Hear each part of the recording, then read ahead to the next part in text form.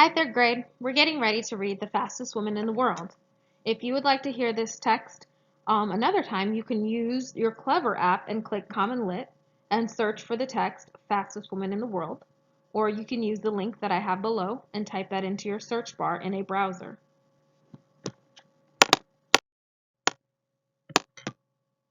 Our job today will be to determine the main idea of a text, recount the key details, and explain how they support the main idea. When you determine something, you decide it. The main idea is the point the author wants you to understand. When you recount, if you recount a story or event, you describe or tell it to people. Support. If key details support a main idea, it helps to show that it is true or correct. The strategy we will use today is called Ask Questions to Form Ideas. First, you jot down your wonderings, then you study your questions. You think about if your questions have a pattern and what the text is mostly about, and then you answer your questions, reflect on your ideas, and ask yourself what the main idea is. Good readers wonder and question as they read, and work to actively answer their questions. Collect all the questions and answer as you go. Based on all of the questions and answers, think, what does it seem like the text is mostly about? Fastest Woman in the World by Pat Parker. Wilma Rudolph crouched at the starting line, every muscle in her lean 5'11" body poised for the race. The starter gave the signal, and Wilma took off. Did this young woman from Tennessee have the strength and determination to win the Olympic gold medal? Everything in Wilma's life had prepared her for this moment, but Wilma wasn't an ordinary athlete. My life wasn't like the average person who grew up and decided to enter the world of sports, she said. So already I'm wondering what Wilma did to prepare for being in the Olympics. Sick all the time. Wilma Rudolph was born on June 23, 1940. She weighed 4.5 pounds. No one expected her to survive. I was sick all the time when I was growing up, Wilma wrote in her autobiography, Wilma. Wilma was the 20th of 22 children. In America in the 1940s, segregation kept black and white people from being treated the same.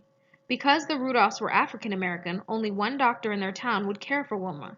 Her mother helped by using home remedies to nurse Wilma through measles, mumps, chickenpox, scarlet fever, appendicitis, and double pneumonia. I think I started acquiring a competitive spirit right then and there, a spirit that would make me successful in sports later on. I was going to beat these illnesses no matter what. Wilma fought her hardest childhood battle against polio, a disease that crippled her left leg. Mrs. Rudolph found a black medical college in Nashville, 50 miles away. Twice a week for several years, Wilma and her mother took the bus to Nashville. At home, Wilma and her family massaged and exercised her weak leg to strengthen it. After months, the hospital fitted Wilma with a brace. The brace went on, and I lived with that thing for the next half-dozen years. When I was 6, I started treatments. That lasted until I was 10 years old. What are you wondering right now? Think about it. Say it out loud.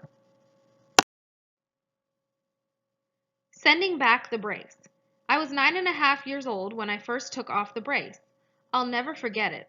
I went to church and I walked in without the brace.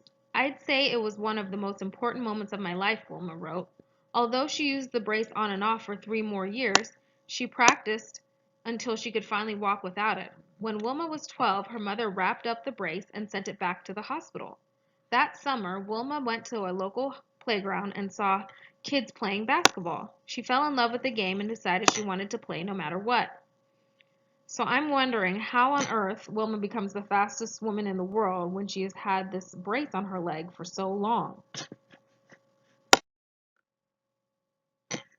Off and running. In the fall, Wilma entered 7th grade and joined the basketball team.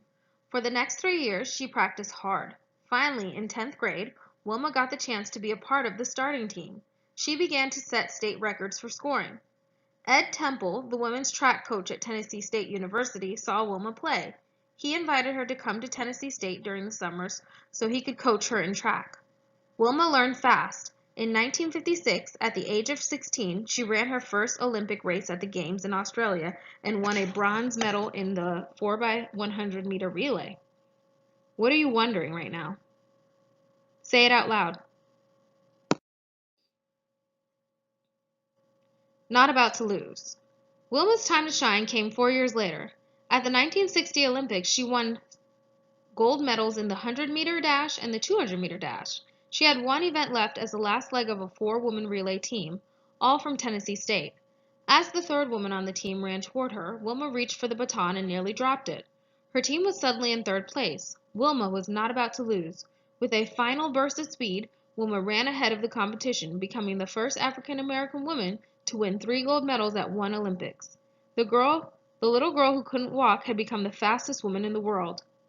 I'm wondering how Wilma was feeling after winning, even after going through so much and trying so hard to overcome all that happened to her.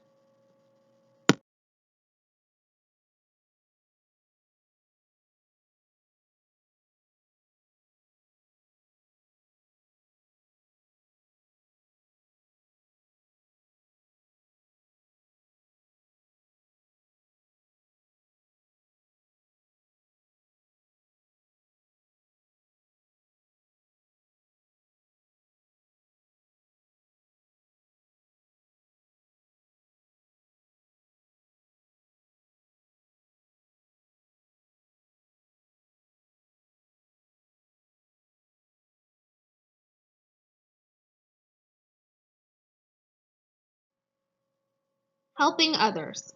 After the Olympics, Wilma decided that she wanted to help children overcome their difficulties by participating in sports.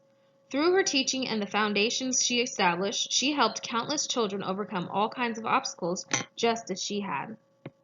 So I want you to look back and think about all of the questions we asked together. Is there a pattern in the questions? Here are the ones I came up with. I'm wondering what Wilma did to prepare for being in the Olympics. I'm wondering how on earth Wilma becomes the fastest woman in the world when she had a brace on her leg for 9.5 years.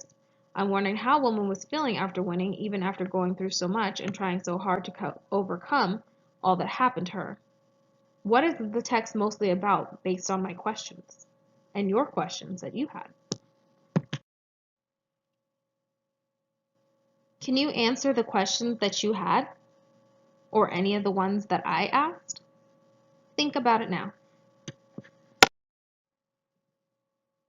If I reflect on all of my questions, I think the point the author wants us to understand is that Wilma's challenges and her work to overcome them is how she became the fastest woman in the world.